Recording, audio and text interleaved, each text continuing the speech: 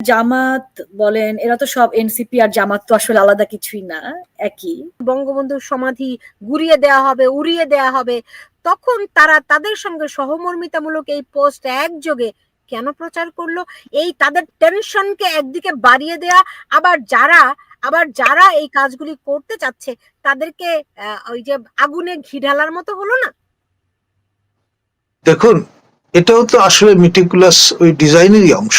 এক ধরনের অ্যান্টাগনিস্টিক অবস্থানে যদি নিয়ে যাওয়া যায়, এখন আমাদের দেশপ্রেমিক সশস্ত্র বাহিনী land of the last resort, এখন লাস্ট ব্যাস্টিয়ন, সেই জায়গাটাই যদি চির ধরানো যায়, যদি অ্যান্টাগনিস্টিক একটা অবস্থানে নিয়ে যাওয়া যায়, তাহলে লাভটা কার, ক্ষতিটা কার, সেটাও কিন্তু আমাদের অনুধাবনের চেষ্টা করতে হবে। আপনি বগিম্যান হিসেবে যদি রং জায়গায় আপনার চাঁদবাড়ি বানিয়ে ফেলেন, তখন যারা আপনার শত্রু, যারা আপনার বিনাশ কামনা করেন, যারা আপনার অনিষ্ট কামনা করেন, তারাই তো হাততালি দেবেন, তাদেরই জয় জয়কার হবে, এটাই স্বাভাবিক। তো আরিফা রহমান রুমা, আপনারও কি মনে হয় যে এটি এমনি এমনি তারা করেছে, জাস্ট দায় থেকে করেছে, তাদের আর কোনো উপায় ছিল না? আমার কাছে যদি পলিটিক্যালিও বলি, আমার কাছে ম্যাচিউরড মনে হচ্ছে না একেবারেই। স্যার, আমি জানি না আপনি আমার কথা একমত হবেন কিনা। এই যে যেসব করছে, খুবই ইম্যাচিউর একটা আচরণ। এইভাবে কোনো রাজনৈতিক আদর্শকে ধ্বংস করা তো দূরের কথা, এতটুকুন ক্ষতিগ্রস্ত করা যায় না। যে ঘটনা 32-এ ঘটিয়েছে, আমাদের ইমোশনাল করেছে, ব্যথিত করেছে, কিন্তু ক্ষতিগ্রস্ত করতে পারেনি, এতটুকু না। কোনো কিছু একটু ক্ষতি হয়নি। ওটা চাইলে আপনি আবার এবং যেভাবে ক্ষতিগ্রস্ত হয়েছিল সেটার একটা এপিটাফের মতো করে লিখে পারছে ওটাকে আবার পুনর্গঠন করাও সম্ভব, এবং এটা পৃথিবীর নানা দেশে দেখবেন যে এভাবে স্মৃতিগুলো সংরক্ষণ করে রাখা হয়েছে। কিন্তু আমার কাছে যেটা মনে হচ্ছে যে অ্যাকচুয়ালি এরা এরা তো আসলে জামাত বলেন, এরা তো সব এনসিপি আর জামাত তো আসলে আলাদা কিছুই না, একই। আর ইউনূসের আদর্শিকভাবে একেবারেই ভিন্ন আদর্শের একজন মানুষ। জাস্ট একটা স্বার্থের জন্য, ব্যক্তির স্বার্থের জন্য তারা এক হয়েছে। এরা মানে ভীষণ রকমের হিংস্র। আমরা 5ই আগস্টের পর থেকে আপনি আওয়ামী লীগ বাদ দেন, আপনি বঙ্গবন্ধু বাদ দেন, 32 বাদ দেন, সব আওয়ামী লীগের যা কিছু আছে সবকিছু বাদ দেন, বাংলাদেশের জন্য পজিটিভ কিছু হয়েছে কিনা, বাংলাদেশের একেবারে খেটে খাওয়া যে সাধারণ মানুষ, সে পজিটিভ কিছু পেয়েছে কিনা, তার কোনো অর্জন হয়েছে কিনা।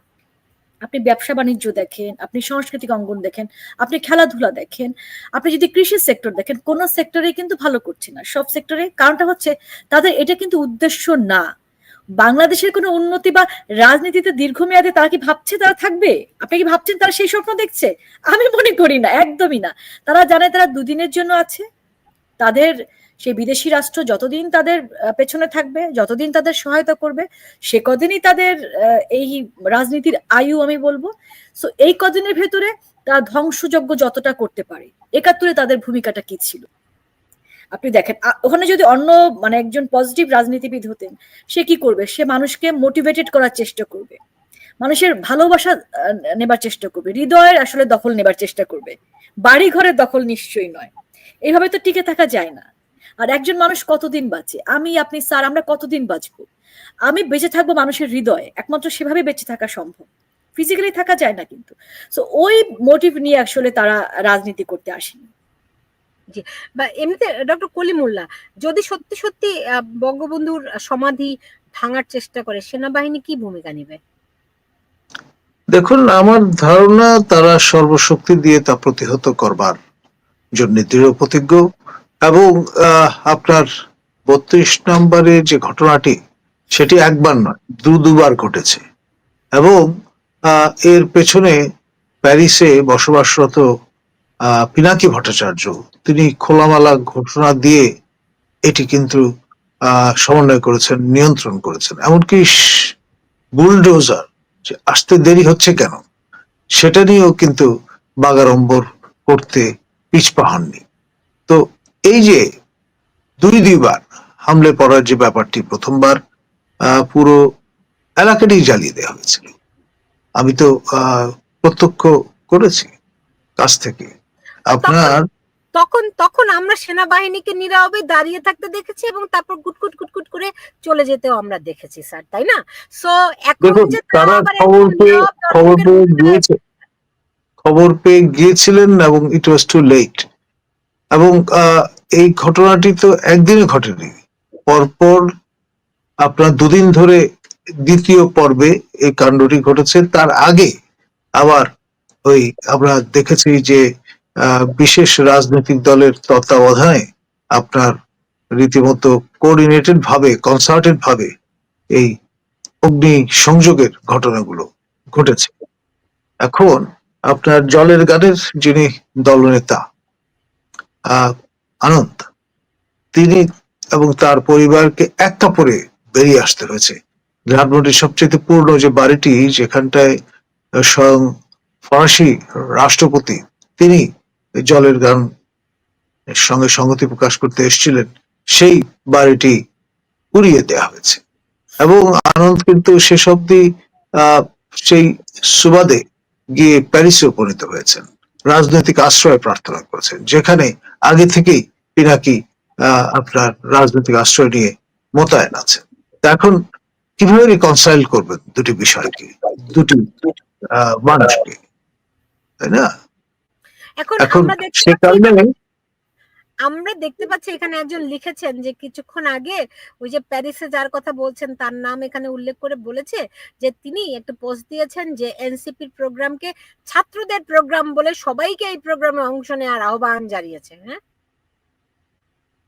আপনি তো দেখি প্রেসিডেন্ট ডোনাল্ড ট্রাম্পের স্টাইল ফলো করছেন। ট্রাম্প কিন্তু প্রফেসর ইউনূসের নামই নেন না, তিনি বলেন যে where is that micro credit guy. তো আপনি সেই প্যারিস নিবাসী আপনার বহুল প্রচলিত প্রচারিত এই নাম উচ্চারণ করতে আমি খুব আমি খুব অস্বস্তি বোধ করি। তিনি কিন্তু কৌলিন্যে কম নন, আপনার রাজ শ্রেণীর ব্রাহ্মণ, ভট্টাচার্য রীতিমতো। স্যার উনি একটা ওষুধ কেলেঙ্কারির সাথে যুক্ত ছিলেন সম্ভবত 2008 ঘটেছে তার কারণে।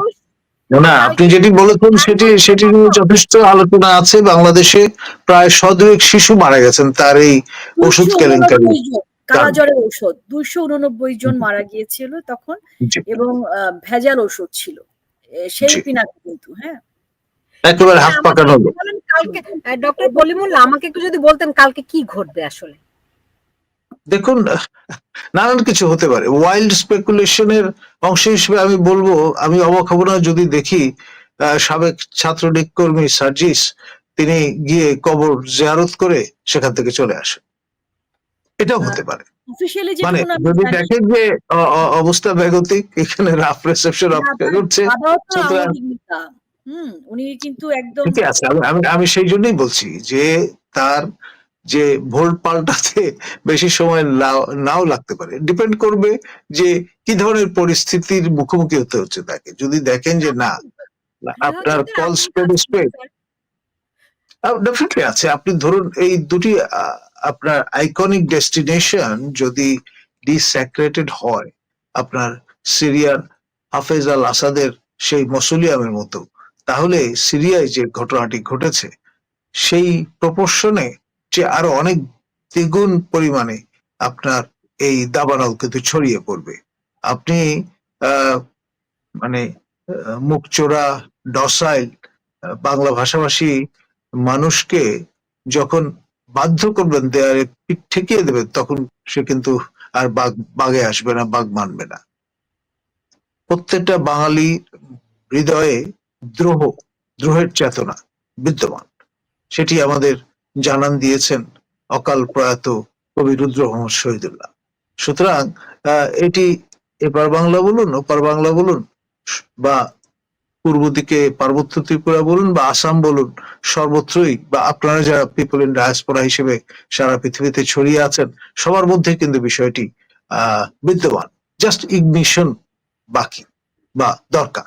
তাহলে এটা জি এটি দাবানলের মতো ছড়িয়ে পড়বে, আপনি আটকাতে পারবেন না। প্রফেসর ইউনূস তার এই নোবেল চার্ম দিয়ে আর যাই হোক এটিকে সীমাবদ্ধ করতে সক্ষম হবেন এমনটি আমি মনে করি না। আরিফা রহমান রুমা, আপনার কাছে কি মনে হয় গোপালগঞ্জ কি রণক্ষেত্রে পরিণত হবে? গোপালগঞ্জের মানুষ যদি এটি সত্যি সত্যি ভাঙতে যায়, গোপালগঞ্জের মানুষ কি প্রতিহত করবে?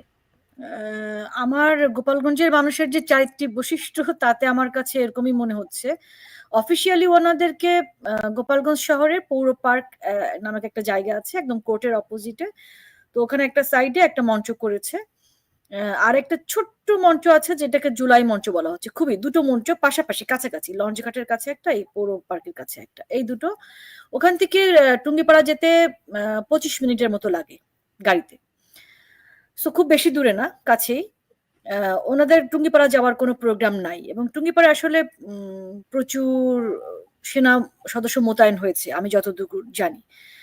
তো যদি ওনারা ওখান থেকে ফিরে আসে, গোপালগঞ্জ পবিত্র ভূমি, যে কাউকে সেখানে আমরা স্বাগত জানাই, এবং অসংখ্য মানুষ দেশের বিদেশের, আমরা সবসময় কিন্তু গোপালগঞ্জ সারা বছরই কিন্তু মানে খুব অনেক মানুষ থাকে, মানে অতিথি যারা বাইরে থেকে আসেন, বঙ্গবন্ধুর কবর জিয়ারত করতে আসেন সবাই। তো সেখানে যে কাউকে স্বাগত জানাই, আমরা বলি গোপাল মানে বঙ্গবন্ধুর পূর্ণভূমিতে। কিন্তু আমি আবারও বলছি, কিছুক্ষণ আগেও বলেছি যে আওয়ামী লীগের নেতাকর্মীরা কেউ গোপালগঞ্জে নেই, তারা কেউ নেতৃত্ব আমি দিচ্ছেন আমি না। আমি একটা তারা কেউ সংগঠিত করছেন না। আমি বলি সুলতানা, কেউ সংগঠিত করছেন না, সংগঠিত করার সুযোগও কারো নাই। কিন্তু একদম সাধারণ জনগণ যে এক্সপিরিয়েন্স, আমি কিন্তু বলেছি কিনা আমার ঠিক মনে পড়ছে না, আমি যেদিন আহ আমেরিকার উদ্দেশ্যে গোপালগঞ্জ থেকে রওনা হই, আমি একদম টানা ওখান থেকে এয়ারপোর্ট হয়ে চলে এসেছিলাম। আমি প্রতি রাস্তায় রাস্তায় একদম সাধারণ নারী পুরুষের যে চিত্র দেখেছি, যে ক্ষুব্ধ মূর্তি দেখেছি, এটা আমার মানে এটা তার থেকেও কিন্তু অনেক বেশি মানুষ এই মুহূর্তে অপেক্ষা করছে। খুব ওই যে আপনি যে মেসেজগুলো পড়ছি আমি, আপনার এখানে প্রচুর টেক্সট আসছে, হ্যাঁ, যে সারা দেশের মানুষ যেখানে দুশ্চিন্তায় ঘুমোতে পারছে না, সেখানে গোপালগঞ্জের সাধারণ লোকজনের অবস্থা বুঝতেই পারছেন।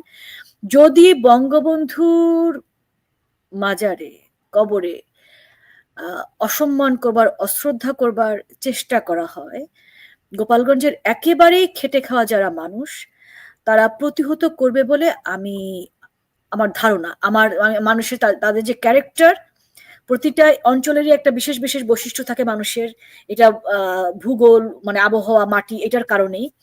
তো সেই চরিত্র অনুযায়ী বসে থাকবার কথা না।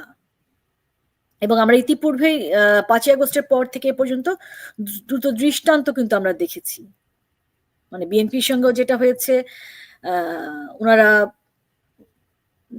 জননেত্রী শেখ হাসিনাকে অসম্মান করে কথা বলেছিলেন। এবং আমি আর একটা কথা বলবো, গোপালগঞ্জে যারা বিএনপির সমর্থক আছেন, যারা জামায়াতের সমর্থক আছেন, তাদেরকে বলছি, আপনারা এতদিন গোপালগঞ্জে একদম নিরুদ্রব অবস্থায় ছিলেন, কেউ আপনাদেরকে এতটুকুন বিরক্ত করেনি, কেউ কিছু করেনি, কারণ আমরা সবাই সবার আসলে আত্মীয়। খুবই ছোট জায়গা, তো গোপালগঞ্জ জেলাটাও কিন্তু খুবই ছোট, 5টা উপজেলা, শহরটা একেবারেই ছোট, আমরা সবাই সবাইকে চিনি, মানে আমরা যে কেউ যে কারো বাড়িতে যে খেতে বসে যেতে পারি টেবিলে, এরকম কিন্তু একটা সম্পর্ক আমাদের। তো সেই জায়গা থেকে বঙ্গবন্ধু গোপালগঞ্জের মানুষের কি, এটা আপনারা সবাই জানেন। আমি বিএনপি এবং জামাতের যারা সমর্থক আছেন তাদের উদ্দেশ্যে বলছি, যারা কর্মী আছেন তাদেরকে বলছি, সো আপনারা সেই জায়গাটা আসলে মাথায় রাখবেন। কারণ আমরা কিন্তু এই একদিন দুদিনের ঘটনা না, সার্জিস, হাসনাত, এই মবেরা কিন্তু চলে যাবে, এই মব জঙ্গিরা বাংলাদেশ থেকে চলে যাবে, এটা আপনারা নিশ্চিত থাকেন। তারা বাংলাদেশে থাকবে না, তাদের হয়তো প্রিপারেশনও আছে কোথায় যাবে। কিন্তু গোপালগঞ্জের আপনাদের যাদের ভূমি, যাদের বাড়ি ঘর, আত্মীয় স্বজন, সবাই আমরা সবাই আত্মীয়, আমরা কিন্তু গোপালগঞ্জেই থাকবো। সো ওই মানে ইনভলভমেন্টটা যেন গোপালগঞ্জে যারা আওয়ামী লীগের বাইরে যারা আছেন তাদের আসলে না থাকে, এটা এক্সপেক্ট করবো।